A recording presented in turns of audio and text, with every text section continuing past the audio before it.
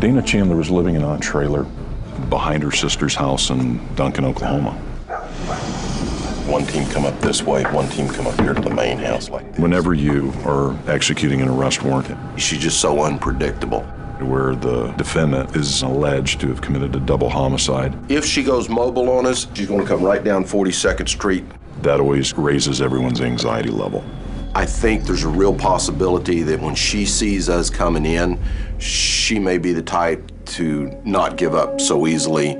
We really wanted to make an arrest on a cold case murder that had been languishing for 9.5 years. The killer made it downstairs, shot Karen Harkness multiple times, shot Mike Sisko multiple times. My dad and his fiancée Karen were murdered on July 7th, 2002.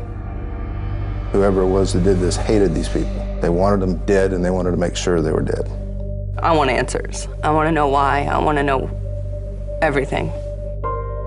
Malik laid eyes on her this morning, walking around the front side of the camper. We get the search warrant signed. At that time, we're good to go. In my experience, DAs don't go along on the arrests. At the end of the day, like Harry Truman said, the buck stops here. You and I will leave in this car. While the law enforcement partners were doing their final debriefing, she gets in her car and leaves home. It's her, she's on the move. Okay. He's moving. Everyone scattered out. And there she was.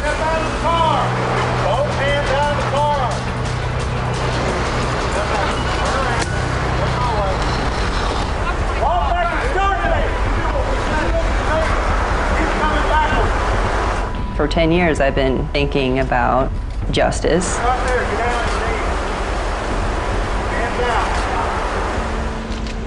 She's gotten away with something that she did. Dana committed these murders, took 2 people's lives. The state of Kansas has issued a warrant for your arrest for 2 homicides, okay? Okay. I needed justice for my dad and for Karen. State of Kansas versus Dana Chandler. I was scared to death because I knew that she had killed Mike and Karen, and I did not know that we'd be able to prove it. We didn't have fingerprints, we didn't have DNA, and we didn't have it in terms of forensic science. I know she's dangerous. I have no doubt in my mind. She would not hesitate to get revenge on me. I know that. I love a part of her. There's a good person in there somewhere. She has a very complicated role in my life because she is my mom. And she's my dad's killer.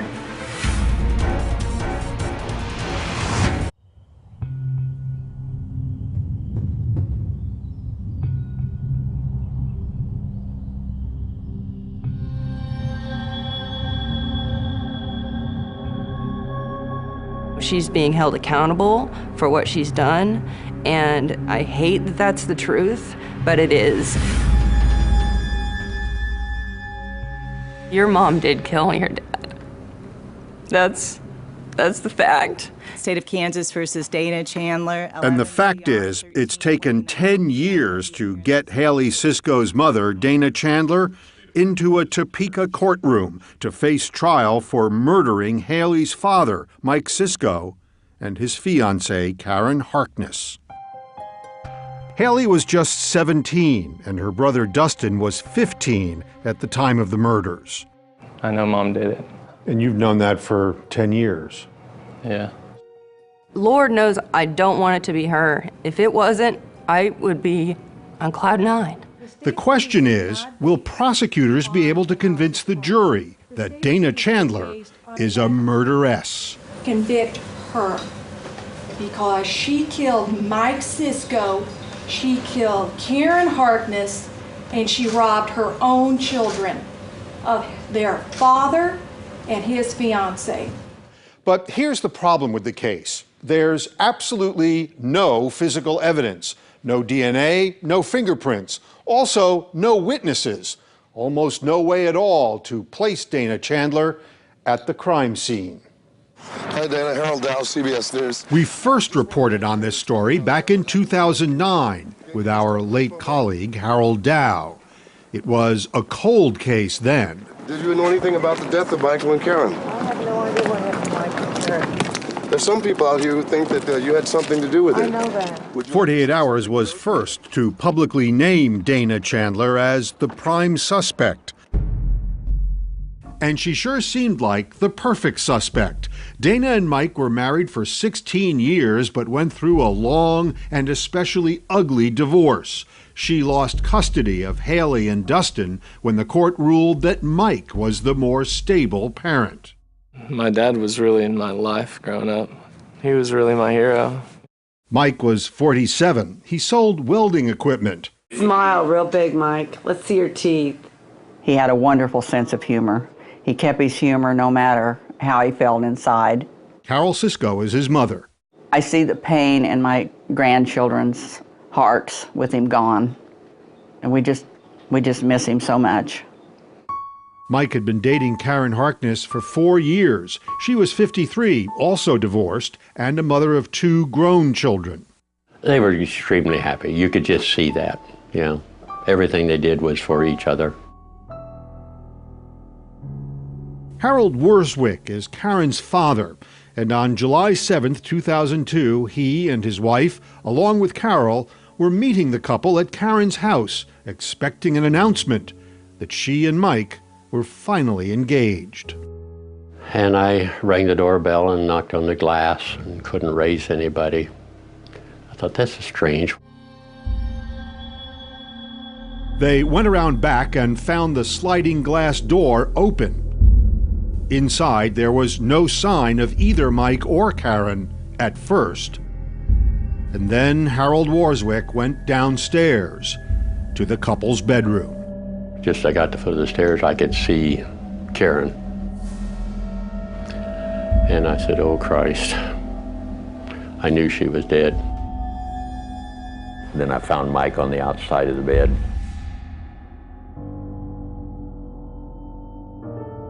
Mike and Karen had been shot 11 times. The number of shots was the particularly important thing there, I felt, that it was overkill. Lead detective Richard Voley. It told me that there was some emotion involved in it. Police were able to quickly rule out robbery as a motive because they found cash, along with Mike's Rolex and Karen's jewelry, untouched. There was no profit motive in this. This was pure revenge. So investigators started looking for someone with a grudge against one or both of the victims. We began looking at the victims' families. They were interviewed and they cooperated fully in the investigation. So who did that leave you with? That left us with Dana Chandler. She is truly evil. Mike's sister Kathy and her husband Mark Boots have a lot of experience with Chandler. They say Dana stalked Mike. I think she became obsessed with the fact that Mike was moving on with his life, and she was not seeing the fulfillment in her own life for whatever reason. Sometimes the stalking was just annoying, and sometimes it was more. Kathy still remembers one night years ago when she was staying with Mike during the divorce. The kids were upstairs in their room, and we heard a noise, and there she was in the middle of the night, jumping on a trampoline in the backyard of Mike's home. Was she saying anything while she was jumping up and down the trampoline? Just laughing. Just laughing. Yeah, just laughing. And then when Karen entered the picture, that's when things really started, I think, escalating. Dana's surprise appearances became so frequent that Mike started keeping track in this journal. July 28th, Dana stalking neighborhood at 8:30. Caught her. She left. November 12th, Dana came in house while I was at Karen's from 7 to 11. Went through stuff. Caught her walking out back door when I came in. Called police. All this harassment and stalking had come to the point that Mike told me that he and Karen now feared for their lives. The last time she showed up was 1 month before the murders. Mike found Dana inside his house, drinking a cup of his coffee. She said, the kids are getting older, they're having different issues with themselves now, they need both parents. I think I should move back in and we should parent together. And he said, "Are you effing crazy? I'm marrying Karen." Was that the first time he told her that he was marrying Karen? We think it might have been. And Mike's family believes that final rejection pushed Dana over the edge. But at the time, she was living 8 hours away in Denver, and Topeka police still had no evidence linking her to the murders. And then Detective Voley talked to Dana. It wasn't what she told him, it's what she didn't tell him. She didn't tell me about the gas cans because she didn't want me to know about the gas cans. So my assumption is that there's something about the gas cans that is important.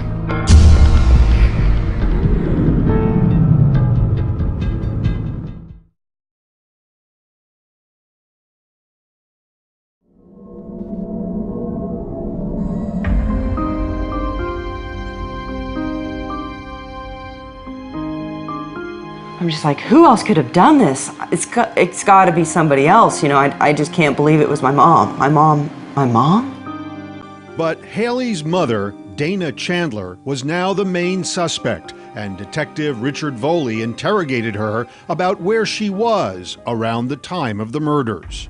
She said she'd been at home Saturday morning, that's July 6th, and then made a couple of errand stops.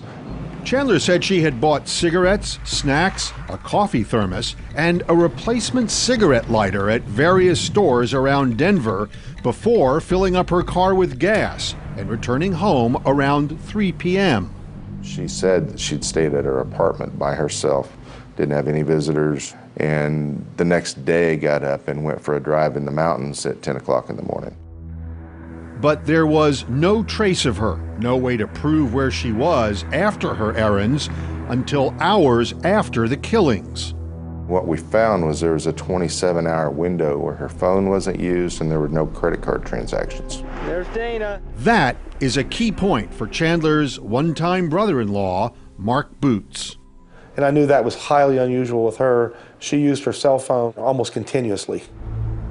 And police became even more interested in Dana Chandler's movements when they learned she neglected to mention, in her detailed statement to them, one purchase detectives thought was very curious. She'd bought 2 5-gallon gas cans as well. What'd you make of that? That was very strange. And also very strange that she neglected to tell me that she'd bought 2 5-gallon gas cans. Voley now suspected Chandler had bought all those supplies for a road trip and that she had spent Saturday night driving from Denver to Topeka 542 miles to murder Mike and Karen. I thought that she had used the gas cans to avoid making a stop in Kansas and not have to use a gas station at all. But if Chandler made the drive on the night of the murders, Detective Voley needed to find someone who saw her. So I sent 2 detectives driving I-70 west towards Denver, looking for any convenience stores that had video surveillance. And it was here at this truck stop in Waukene, Kansas, that police got their first big break. They didn't have surveillance cameras here, but they did have one eagle-eyed clerk named Patty Williams. And she told police she was 70% certain that Dana Chandler stopped here the night of the murders to use the restroom and look at some self-help books, including this one, Overcoming Hurts and Anger. That lady described Dana Chandler down to the crease in the corner of her mouth on the right side that she called a scar. Bullseye. Bullseye. Voley thought he had enough to arrest Chandler and went to the DA at the time, Bob Hecht. And he said, but you can't put her in Kansas. And I said, we have Patty Williams that puts her in Kansas. And he said, but that's only a 70% ID. I said, that's true. And that was essentially the end of the story. A reluctant DA meant the Cisco Harkness murder case went cold. So the Cisco family started their own investigation, looking for evidence the police might have missed. I put her picture up everywhere. Have you seen this person?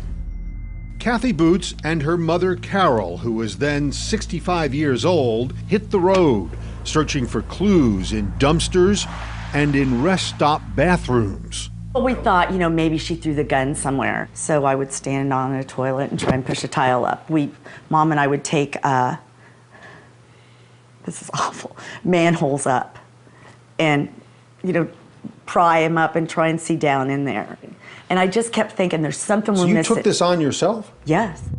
Not surprisingly, Kathy and Carol found nothing. But then Haley joined in the investigation. For years, she secretly tape-recorded her own mother, hoping Dana would reveal something Haley could use against her one day.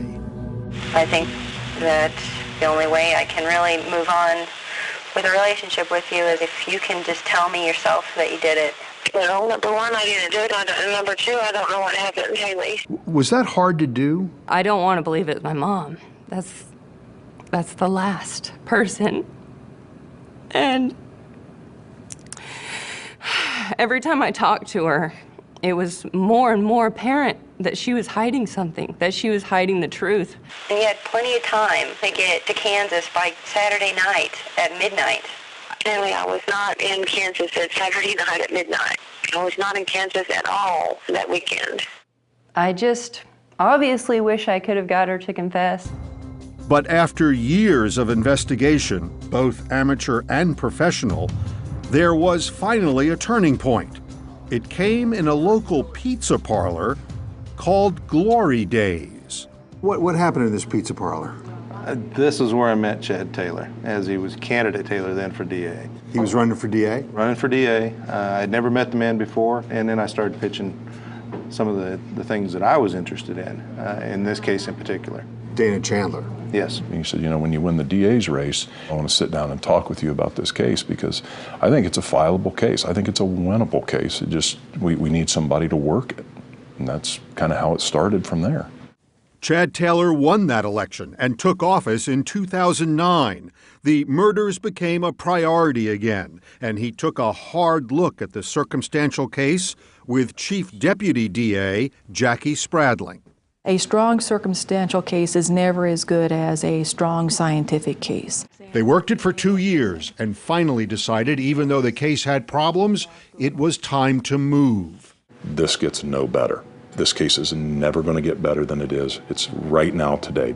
10 years after the murders and 8 months after Dana Chandler's dramatic arrest, the case was finally going to trial. Were you ready? I've been ready since years, many, many years. She'd better be ready for anything because Haley will have to help prosecutors paint the ugliest possible portrait of her mother. A woman's a nut job. If she's a bad mother, if she's a crazy person, doesn't necessarily make her a killer. This hag killed 2 people, and the reason we know that is because everything she said she was doing instead of the killing was a lie. 10 years, no forensics. Is it worth pursuing this totally circumstantial case? Chat now on Facebook and Twitter.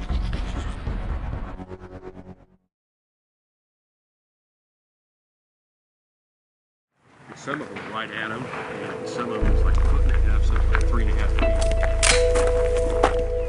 Whoa! District Attorney Chad Taylor had Dana Chandler in his crosshairs. The defendant in this case is charged with 2 counts of murder in the first degree. In March 2012, Chandler's trial was about to begin, and putting her behind bars would not be easy. It was pretty clearly evident to, I think, everyone who did this. The issue was, could it be proven? But the case is strong enough for the families of Karen Harkness and Mike Sisko. I would rather try and see what happens at trial than to never know. May I please the court? In opening statements, Deputy DA Jackie Spradling gets right down to business. I could kill him. I thought about killing him. These are the words of this defendant about her ex-husband, Mike Sisko. The defense case is simple and pretty obvious. That there is no evidence that places Dana Chandler in or near the Harkness residence on July 6 or 7, 2002. Mark Bennett, Chandler's lawyer, argues the reason there's no forensic evidence linking Chandler to the crime is she didn't do it, period, end of story. I believed her. I still believe her. But the prosecution hopes to convict Dana Chandler largely with her own words. Where was she the night of the murders? For 27 hours, she was unaccounted for. Her lack of an alibi is huge. As it turns out, Chandler told two different stories, one to police and one to a friend, and both versions seemed fishy. Dana first told Detective Voley that story about spending the night of the murders at home, and the next day driving through Rocky Mountain National Park. But there's a problem with that story. Law enforcement watched countless hours of video from the cameras going into and out of Rocky Mountain State Park. She wasn't there. Shortly after that statement to police, Dana gave a friend, Jeff Bailey, a different story. She told me that the story she was giving me was the truth, and the story that she'd given to the law enforcement was not the truth. Chandler told Bailey she had gone camping and had slept in her car on the night of the murders. And here's the problem with that story. Along the route Dana said she took back in 2002, there were historic fires blackening Colorado. But she told Bailey she saw nothing. In your view, what did this landscape look like when she was driving through there? Black, charred, and just nubs that used to be the trees.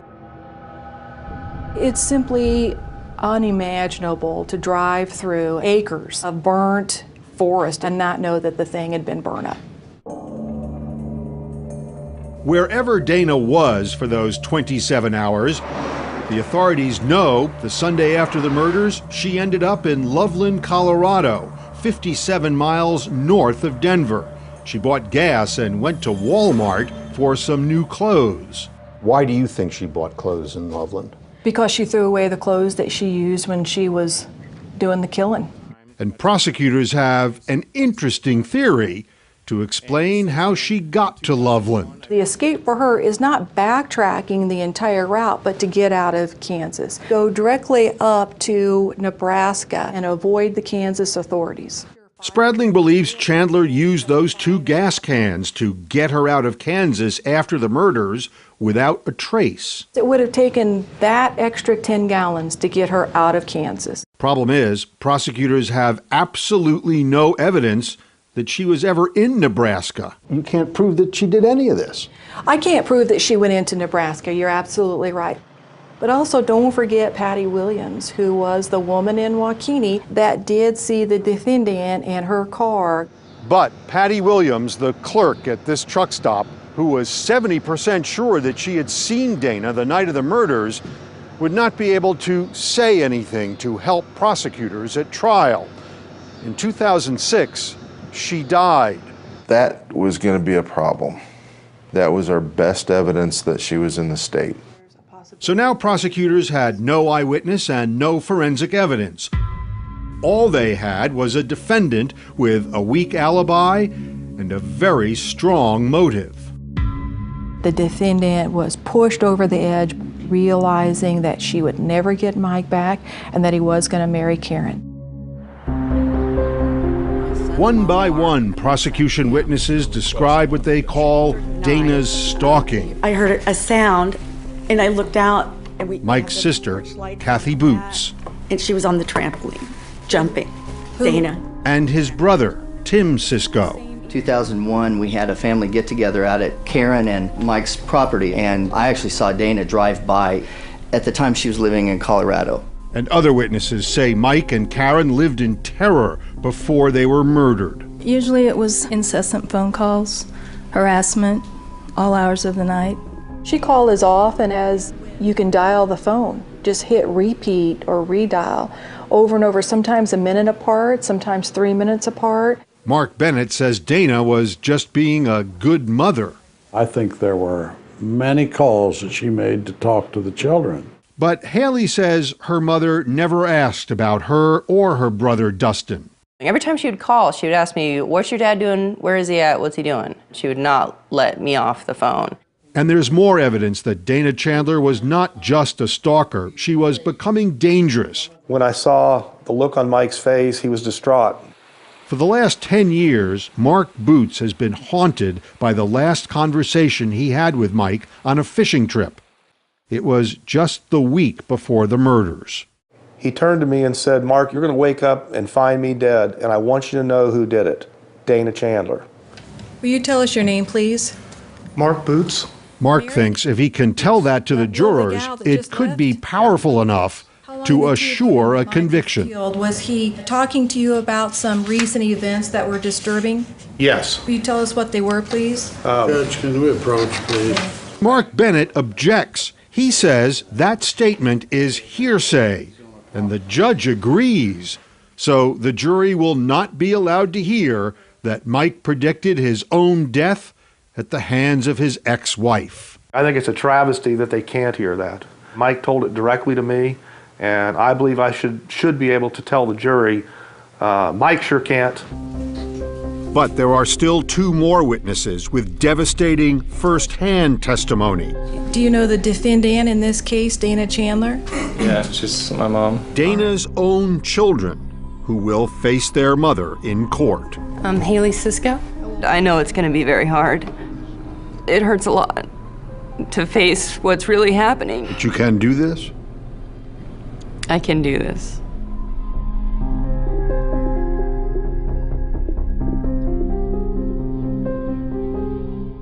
How can you get 48 hours anytime, any place? Want a clue? Your iPad. Reality drama, exclusive extras. To miss it would be a crime.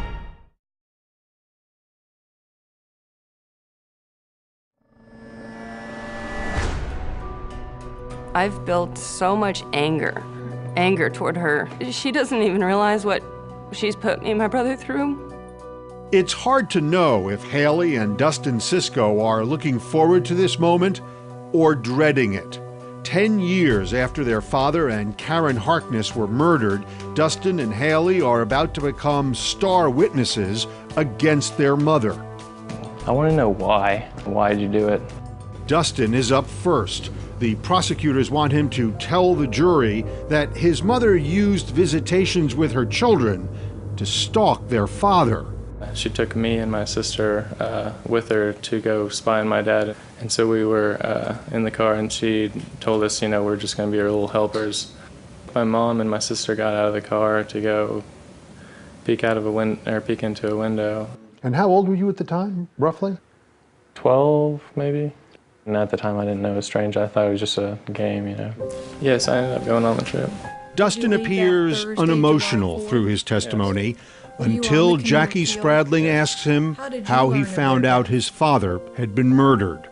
Dustin was away on a canoe trip. My grandma and my sister showed up, and I told them that my dad was going to pick me up in the morning.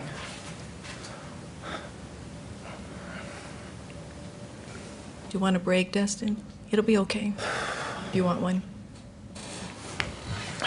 And they told me that my grandma sat me down and told me that he was murdered. It's hard to watch Dustin relive that moment. I'm almost done. Even for the prosecutor, who has seen more than her share of tragedy. Did your dad have trouble with anybody but the defendant? No. Did Karen have trouble with anybody but the defendant? No. That's all I had. And then it was Haley's turn. Right when I walk through that door, the whole world is about my dad's been killed and my mom shot him. She was really just obsessed. But Haley is not just another witness. Remember, for years, she helped investigators by secretly recording her mother. And prosecutors are about to play those tapes in court.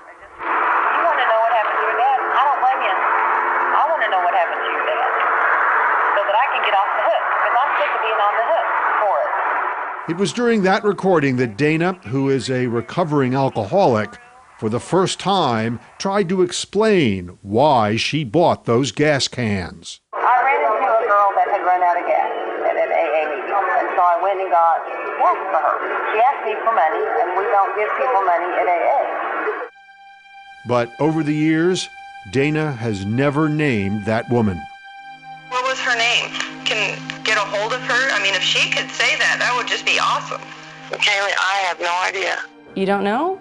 What? Just as I thought. It really wasn't a surprise. The G, the U, the I, the LTY, it started getting bigger and bigger and bigger and bigger every conversation. Like her brother, Haley could only remain composed for so long as she testified against her mother. We caught eyes a few times, and just real hatred, just hatred. She's just burning me at a stake, pretty much. Then, during a break in the testimony, her mother seemed to mouth silently across the courtroom, "I still love you. It's okay. I'll always love you." And Haley broke down. And a few moments later, she also seemed to mouth, "You're my baby girl."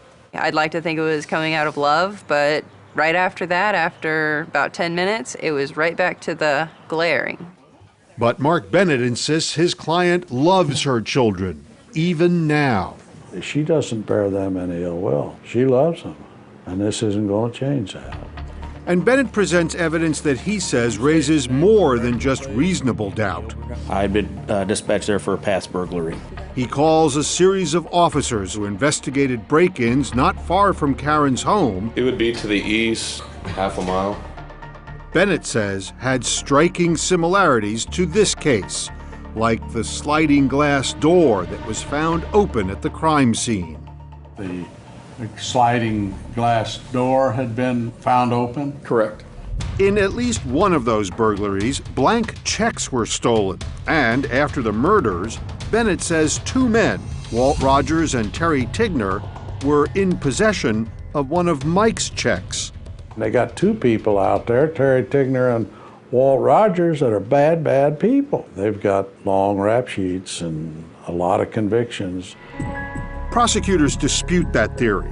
The police determined the check was not taken from the murder scene. It was forged, but made out for just $30, and whoever committed the murders left behind that watch and the jewelry and the cash. Still, Bennett argues the police ignored other suspects. I think they had made up their mind who the likely suspect was. And they did that, Bennett argues, even though there was nothing concrete linking Dana Chandler to the murder. You saw him swear the testimony. He used lead detective Richard Voley to make that point. Was there any physical evidence, hairs, fibers, receipts, anything that placed her in Topeka, Kansas, or the state of Kansas? There were no hair or fibers that linked her to the state of Kansas. It turned out when this case was reopened, there was one tiny piece of what could be physical evidence. It was a human hair on one of the shell casings. Physical evidence carries greater weight than circumstantial evidence. They had physical evidence. The hair did not match Dana or either of the victims, and authorities did not test it any further. Can you tell this jury that those hairs and that DNA that was unidentified did not match Terry Tigner's? No. Same thing true of Mr. Rogers? It was not checked. Bennett argues the hair could belong to the real killer. They should have explored all the potential physical evidence that they had. And now the Cisco family is afraid the jurors will see holes in this case, that they'll find reasonable doubt that Dana Chandler will be set free. If justice is not served and she's released, it's going to be a life-changing event for all of our family. We're going to have to relook at how we're going to live our lives because we truly are afraid of Dana Chandler.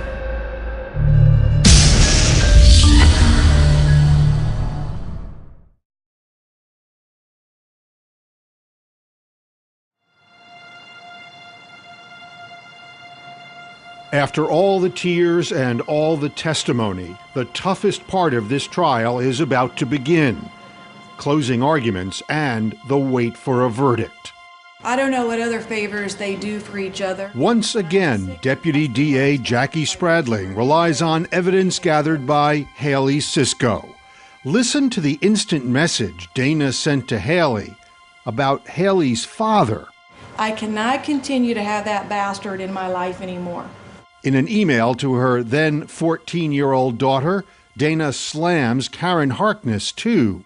I know she's a tramp, and I pray to God you never go there. Demonstrates to you the level that the defendant hated Mike Cisco. Demonstrates to you the level the defendant hated Karen Harkness. Where's the evidence? Where's the evidence? It's a familiar refrain and the crux of Mark Bennett's case. All this time they've been trying to put her in Kansas when this happened. And for 9.5 years they've come up dry. Except for Patty Williams, that truck stop clerk who told police she was almost certain she saw Dana Chandler in Kansas the night of the murders. Even though she's dead, she still could be a major factor in this case. Not being hers. Shortly before the trial started, the prosecution got their hands on these jailhouse phone recordings between Chandler and her sister, Shirley. I'll keep wanting to talk about that Patty Williams. She's dead. I know. That's huge for you. Yes, that's huge for you. Because that little piece of information could potentially put me in Kansas, but that's the only thing. The defendant is celebrating with, right alongside Shirley, the fact that the person who could put her in Kansas is dead and cannot come and testify against her. I am feeling, today was such a good day. This defendant is guilty. Finally, Spradling urges the jury to end the 10-year ordeal for the victims' families. You're the end of this story. Come back to us and tell us the word we all want to hear. Tell us guilty. All right. Thank you very much. And with that, the case goes to the jury at 2:37 p.m. Despite a courtroom filled with circumstantial evidence, prosecutors are still filled with worry. Do we have the right jury, and are they going to allow this to happen without that smoking gun or that fingerprint? They wouldn't have to wait long for an answer. At 4 p.m., there's a verdict. The jury's been out just 83 minutes. This could go either way. What are you feeling? If it's that quick, does that mean it's going to be guilty, or does that mean they didn't buy into any of this? The last few minutes, waiting for the jury to announce its verdict, were agonizing. Defendant would please stand. We, the jury, find the defendant guilty of the crime of murder in the... Dana Chandler is guilty of 2 counts of first-degree murder. She barely has a reaction. Her children are overwhelmed. Haley has been fighting for this moment for almost 10 years, a daughter forced to pursue her own mother. I don't feel victorious. I don't think there's any winners at all. There's justice, but that's about it. You know, my dad's not coming back, and neither is Karen, and that's the truth. That's the bottom line. And here's the last great irony in this case. Even though Patty Williams never lived to tell the jury what she saw, the jury believed her story. And it was all because of Dana Chandler's chat with her sister Shirley. So in the end, it was the defendant's own statements that got in what we otherwise could not have. 5 months after the jury's verdict, Haley and Dustin will have to see their mother at least one more time at her sentencing. This time, Dana Chandler arrives in shackles, representing herself. I absolutely deny I ever stopped Mike or Karen, and there's been no evidence presented that I did. But most importantly, I deny that I murdered Mike or Karen. I am innocent. I did not murder Mike or Karen. 6 members of Mike and Karen's families want to tell Dana what she did to them and ask the judge to give her a life sentence. Dana, you've murdered my brother and my friend. and I will not allow you to take one more second of my time. Not one more second. But it's Haley, speaking for herself and her brother, who has the last word for the Cisco family. We each have a deep scar in our souls from what this monster has done. But I will stand here today and tell you that we are survivors. We will live the fullest lives that we can because that's what my dad would have wanted for us. Dana could care less about us and our struggles, but my dad wants us to flourish while we're on this earth. And that's what we're gonna do for you, Dad. I have just sentenced you to life. Dana Chandler is given 2 life sentences, one for killing Mike Cisco, one for killing Karen Harkness.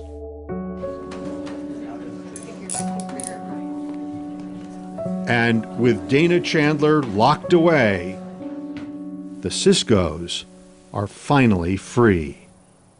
So 5 years from now, what do you think you'll be doing? Married and with a family and doing well. You want to be a mom? I do, very bad.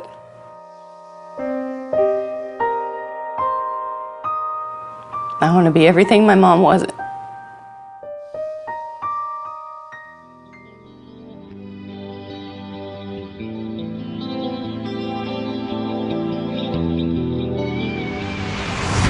Could prosecutors have made their case without Haley?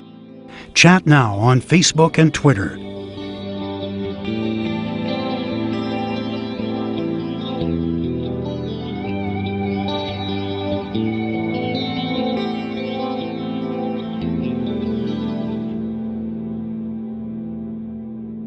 A celebrated chef. I'd never tasted any food that was that good. A wife, he says, left him. He just kept saying, I'm sorry, I'm sorry. A wild confession. Like, what? And a desperate act. He's running towards the cliff's edge. He's taking his clothes off. He took off like this and went, ah, and just whoosh, went right over. What really happened to Dawn? 48 hours, next. On television, online, on the go, and now on iPad. CBS News.